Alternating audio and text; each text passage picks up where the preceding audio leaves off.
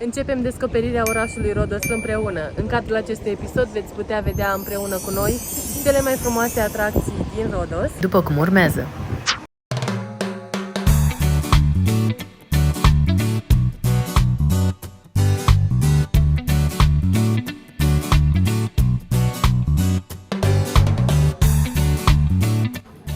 Rodos.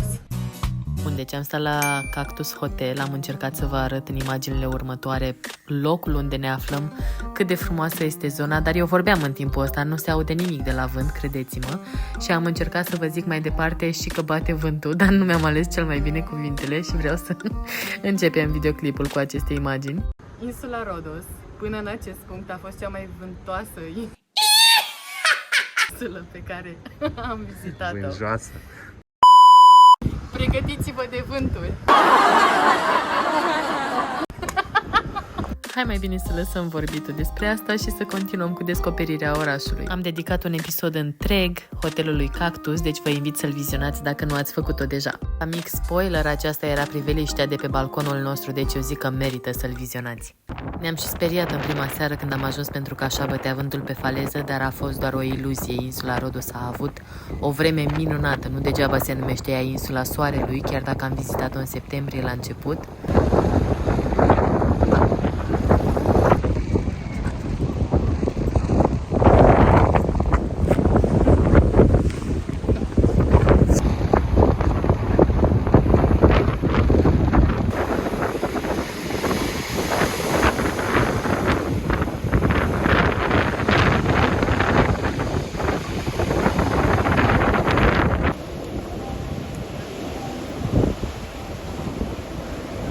După ce ne-am plimbat pe vânt așa frumos pe faleză, am ajuns la restaurantul unde urma să luăm prima cină din Rodos, din Grecia, din vara anului 2023. Acest restaurant superb și am mâncat chiar un platou foarte bun cu fructe de mare, deși a fost mai scumpel decât ne așteptam. O să fac un videoclip complet cu mâncarea și toate restaurantele pe care le-am încercat din Rodos. A doua zi, toată ziua, în prima parte a zilei cel puțin, am stat la plajă, am stat pe plaja Eli, ne-am bălăcit, chiar ne-a simțit foarte bine, iar în cea de-a doua parte a zilei, spre seara, am început de fapt să vizităm orașul. Cheers! Hotelul era situat cam la 25 de minute de mers pe jos până în centru și acesta era drumul nostru către centru. Ajungem chiar unde era Colosul din Rodos în momentele următoare.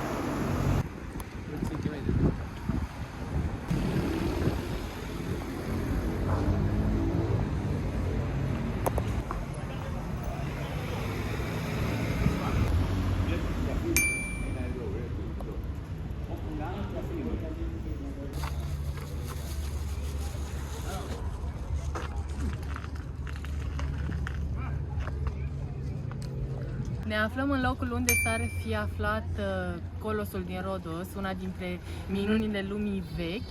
Doresc să menționez faptul că acesta a rămas în picioare doar 56 de ani, pentru că s-a prăbușit în urma unui cutremur. Și ce este interesant este faptul că grecii au decis să-l lase așa acolo, timp de 1000 de ani aproape, până au fost invadați de către arabi, care, dintr-o perspectivă a reciclării, să spunem, au decis să îl vândă către un israelian și să-l transporte împreună cu 900 de cămile prin deșert, bucățile din Colosul din Rodos, care se afla chiar aici în spatele meu. Este foarte interesant de ce Colosul din Rodos nu s-a reconstruit. Au fost tentative, dar s-a zvonit că este blestemat, s-a zvonit că nu ar trebui să se întâmple și prin urmare, bineînțeles, oamenii au dat crezare vorbelor de duh care se zvoneau prin târgul Rodos. Este un loc extraordinar, nici nu pot să-mi imaginez cum ar fi arătat statuia respectivă. Ar fi stat chiar pe un picior și pe celălalt, unde sunt statuetele aici, și ar fi vegheat intrarea în orașul Rodos. Avem, de exemplu, o colecție acasă. Din fiecare loc unde mergem, luăm o micuță statuetă, un mic obiectiv turistic. Și am căutat o grămadă cu Colosul din Rodos ca să punem aici, să facem poză artistică, știți, fix acolo unde ar fi fost gen. Da. O să găsim, e problemă. Da, sper să găsim. Găsim, nu? Mai avem de stat 8 zile.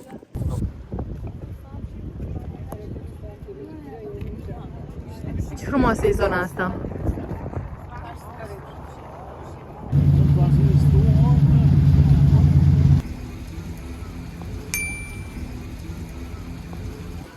Hei! Domnul cu hărțile. În a doua parte a episodului vă explicăm și diferența dintre acest port și portul turistic, cel de-al doilea port din orașul Rhodos. Noi nu am știut că sunt două și era să pierdem o excursie până în Turcia din această cauză. Poarta Libertății, una dintre cele mai cunoscute și mai populare porți de intrare în orașul medieval Rhodos, dar atunci când am intrat nu știam că sunt 11 porți care permit accesul către acest oraș uriaș medieval Rhodos și am avut ocazia să vizităm foarte multe dintre ele, dar nu pe toate.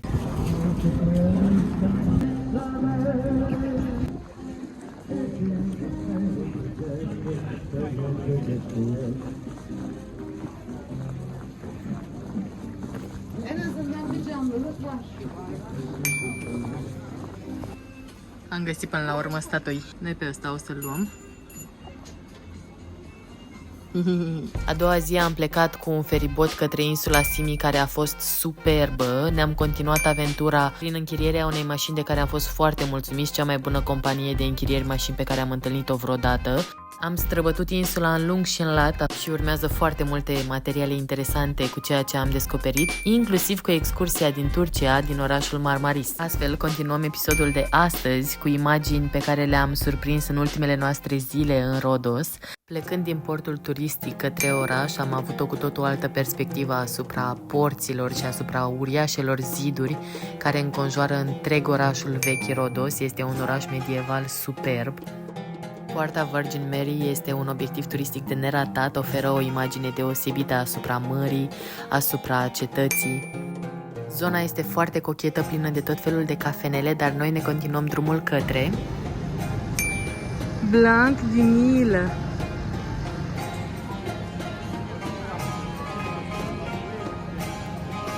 Orașul vechi este plin de viață, sunt foarte mulți turiști, tarabele sunt minunate, mie îmi place enorm să merg în vacanțe și să mă uit la tarabe. Ajungem la piața Hipocrate. Această piață, pot să zic cu mâna pe inimă că a fost preferata mea din întreg centrul vechi. Tot ce v-am arătat până acum a fost gratuit de văzut. Într-o simplă plimbare prin oraș, nici măcar nu au fost distanțele mari între obiectivele turistice. Se poate și în Rhodos, nu doar în Turcia. Are turiști.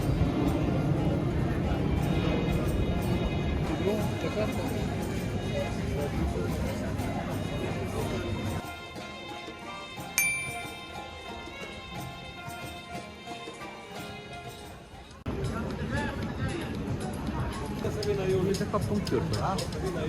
Da. Uite. Da, am înțeles.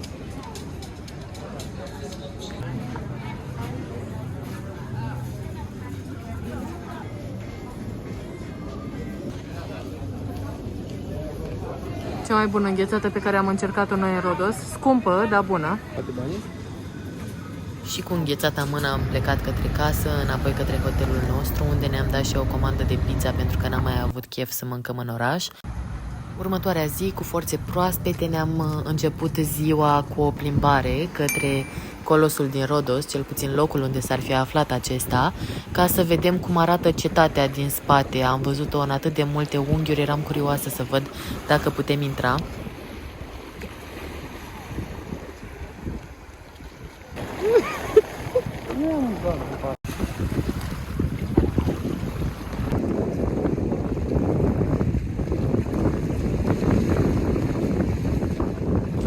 Acesta din spatele meu este portul Mandraki, portul de pe care ne-am îmbarcat pentru plecarea pe insula Simi. Totuși, pentru a pleca pe Marmaris am mers mult mai departe în portul turistic, se numește Marele Port. Nici nu pot să vă arăt cu degetul de departe ce este, așa că nu voi încerca. V-am lăsat adresa în episodul cu Marmaris. Turistic este unde sunt vasele acelea mari. De peste astea mici, mai sunt unele mari. O să mergem și acolo, să filmăm. Foarte multe excursii organizate într-o zi.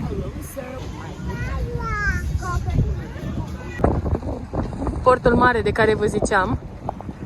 este în zona aceasta.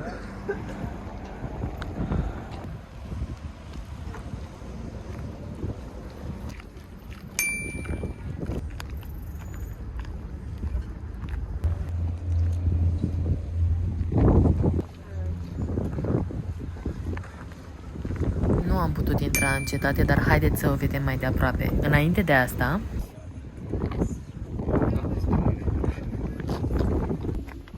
Mr. Pablo Escobar, Pablo Escobar? Oh, not Coca-Cola. in freedom. No Coca, Coca-Cola Light. Smile. Mafioso, chico. It's not Colombia. Pablo? Colombiano. Bastardo.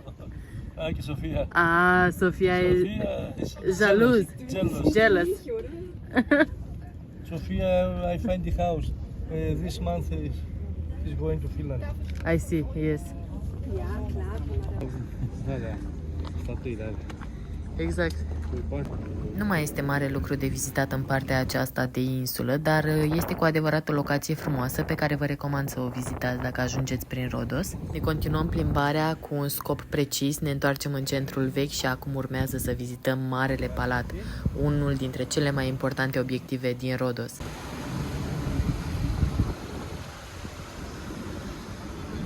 În spatele meu este orașul medieval. Este cel mai mare oraș medieval din întreaga Europa. Zidurile sale au fost construite de către cruciați și are o vastă istorie în ceea ce privește cavalerii. Vom merge acum către Palatul Marelui Maestru, care era conducătorul Ordinului Cavalerilor din Rhodos.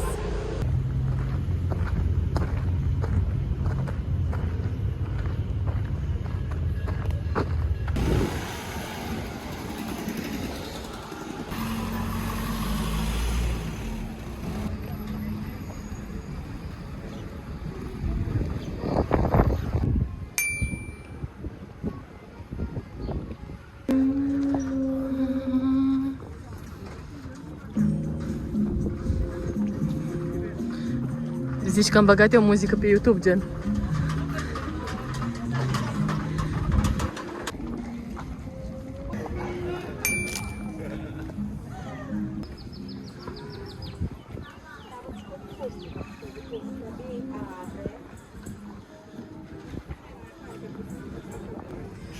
Să mergem la un suc, la un chico.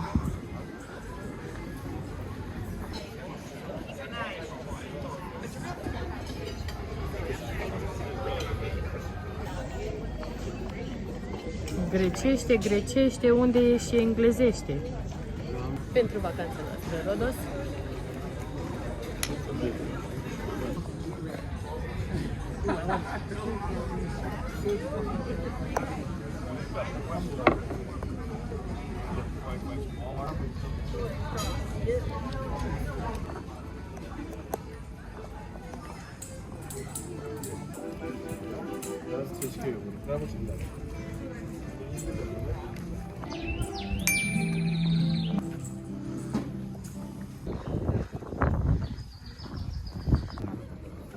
Ce detalii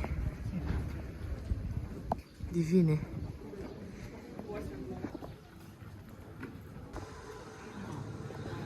Alea Cavalerilor. Sunt o grămadă de detalii care te induc în povestea unui film medieval.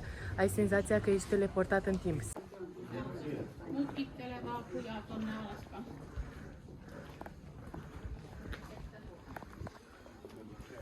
Nu uita, Rhodos este un întreg sezon de 8 episoade în care vom descoperi cele mai bune plaje, cele mai frumoase și cele mai bune restaurante, cazare, transport și cum puteți să închiriați o mașină de la o firmă de închirieri mașini grozavă. Vom vedea de asemenea cum arată locurile care au fost afectate de incendiile din luna iulie 2023. Vă invit să vă abonați la canalul meu pentru a putea fi primii care descoperă următorul episod. Subscribe.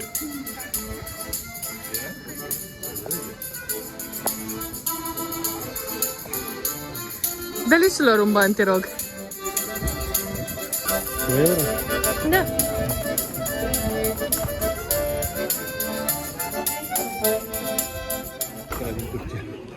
Doamne, este superb!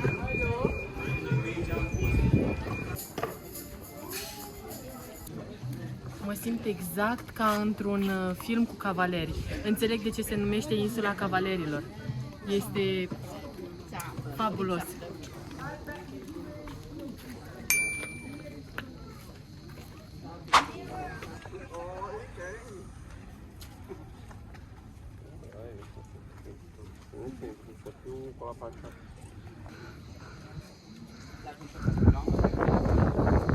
Să intrăm.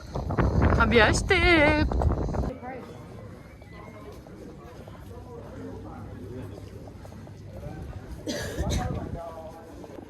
Două bilete pentru 2 adulți au costat 16 euro. Este un preț rezonabil ținând cont de cât de frumos este acest palat. Nu am cuvinte.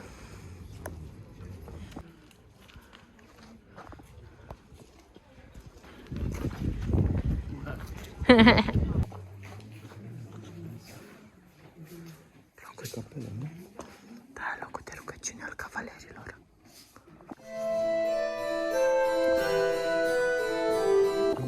Aici este harta insulei Rodos și uitați aici, se numea în continuare Linda. L-am văzut acum un minut.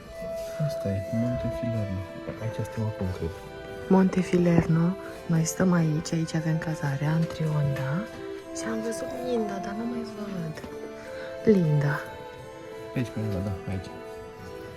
În bilet intră și vizitarea Muzeului Arheologic, care este cuprins tot în interiorul castelului.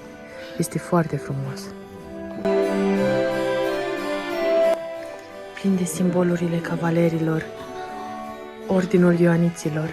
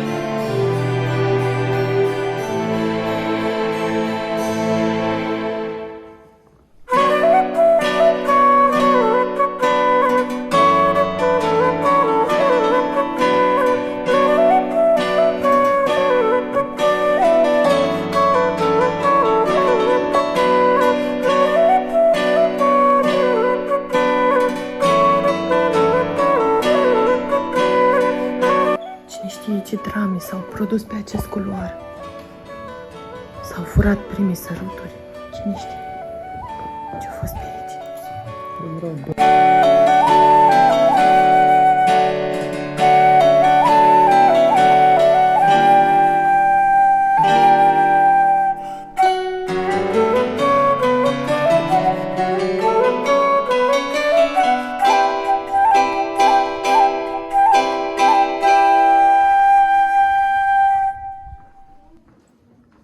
În acest punct al vacanței crezusem că deja am văzut tot ceea ce are mai frumos de oferit acest oraș, dar am fost surprinsă și vă las în momentele următoare toate detaliile ca să puteți și voi să faceți acest traseu fabulos.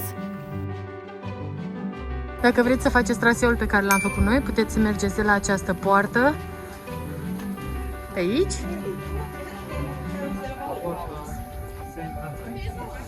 De la poarta Sfântul Antoniu și mergeți chiar pe acolo prin față, prin tunel și gata, ați ajuns.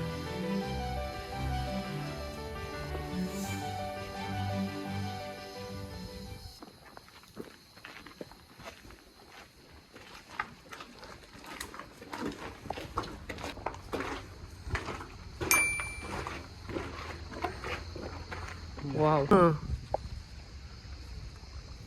Doamne, ce frumos!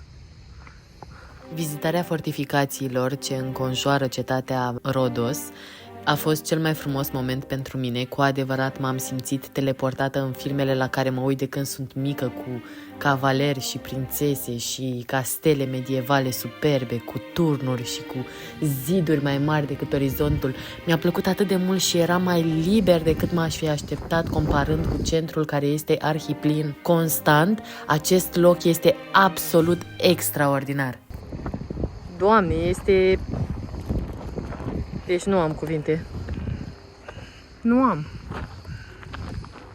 E ca într-un film. Dar unul din ăla bun, cu Lancelot.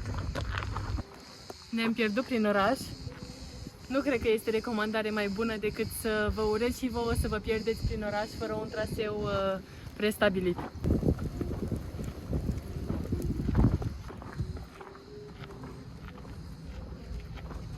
Am ajuns într-o zonă foarte frumoasă. Eu era să mă piedic de piatră. Foarte tare, toată zona. Poți să te plimbi așa liniștit, nu costă nimic, nici nu e atât de aglomerat și chiar intri în filmul acela medieval. Pare că e cu tot, e un oraș medieval. Da, e un oraș medieval aici. Exact.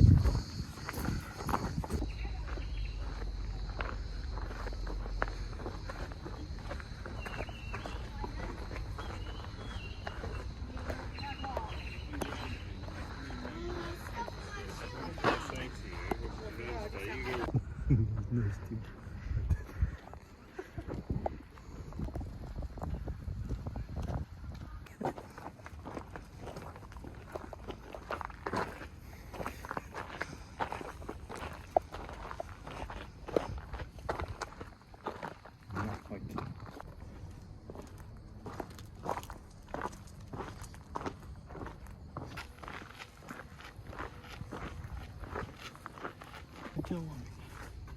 Pe aici mergeau cavalerii, da?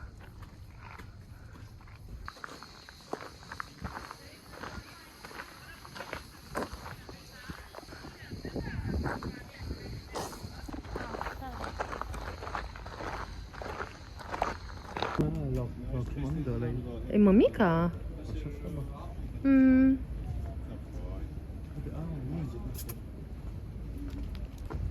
În ultima seară, cu ultimele forțe, am decis să mai facem o dată drumul acela de 25 de minute până în centru, ca să ne mai bucurăm o dată de atmosfera din centrul vechi.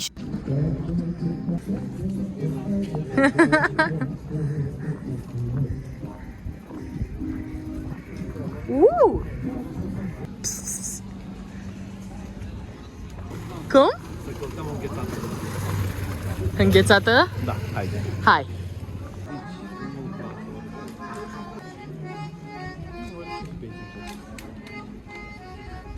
Alea cavalerilor. Doamne, ce frumos se vede seara la apus.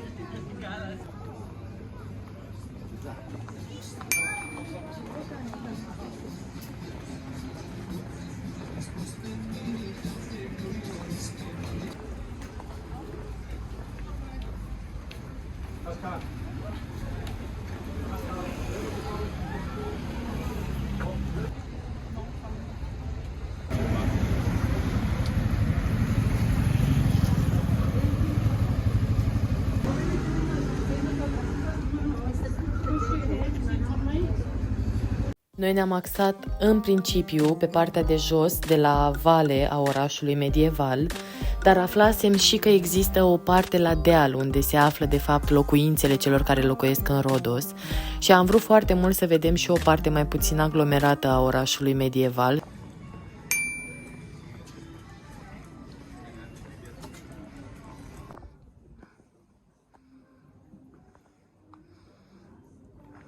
Partea mai puțin turistică a orașului vechi.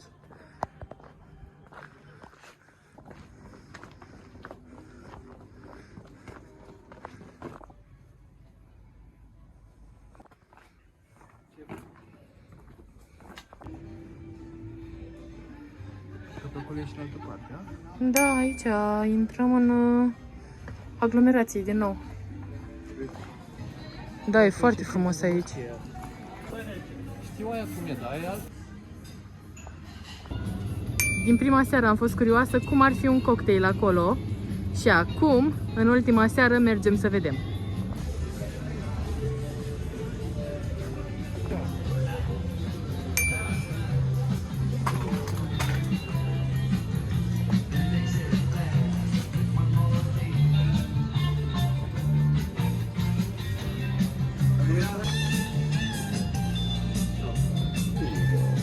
Thank you! And cheers.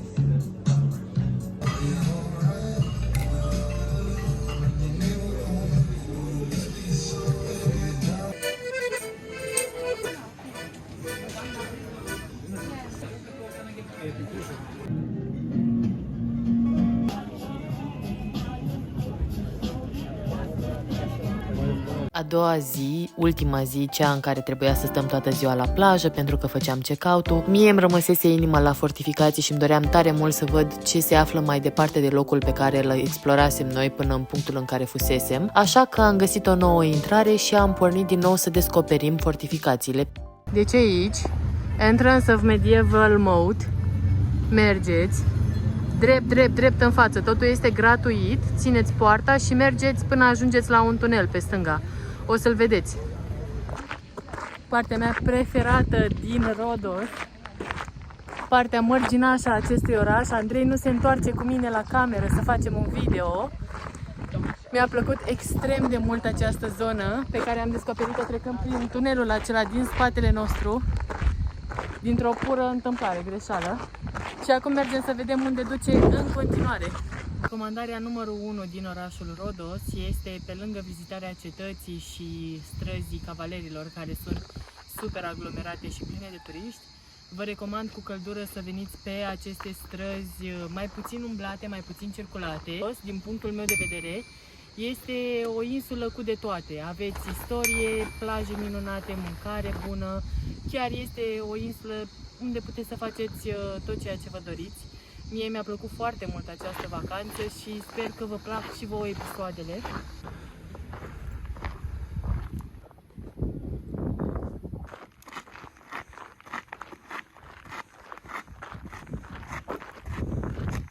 Ne-am blocat pe drumul ăsta frumos. Nu mai știm să ieșim. S-a blocat drumul până la urmă. Deci să știți că aveți mult de mers. E chiar mult. Am reușit să găsim un drum de întoarcere. Am venit pe aici și am urcat. Acum putem merge înapoi la civilizație după excursia noastră. Am ajuns la oraș! Uhu!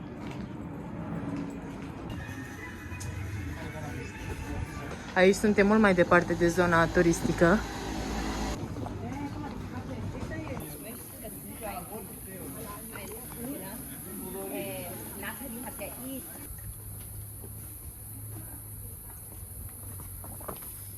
Pe aici, pe jos, mergeam.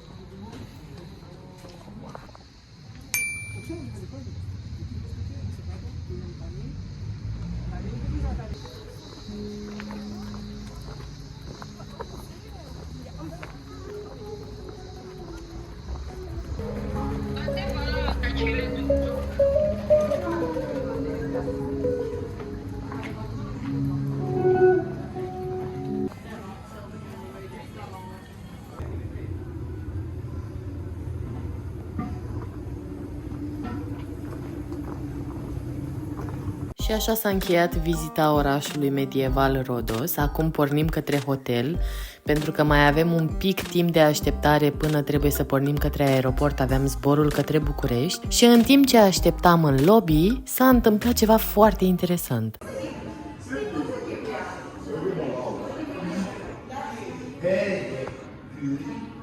Andrei? Andrei? Andrei? Ce face Andrei? Ce face Andrei? Ești bine? Andrei are un mic rem acum. All I need in this life of sin is me and my boyfriend. Care se uită pe telefon și mai... Să vedem cum ajunge să mâncăm. Nu mai spun. Uite-te tu.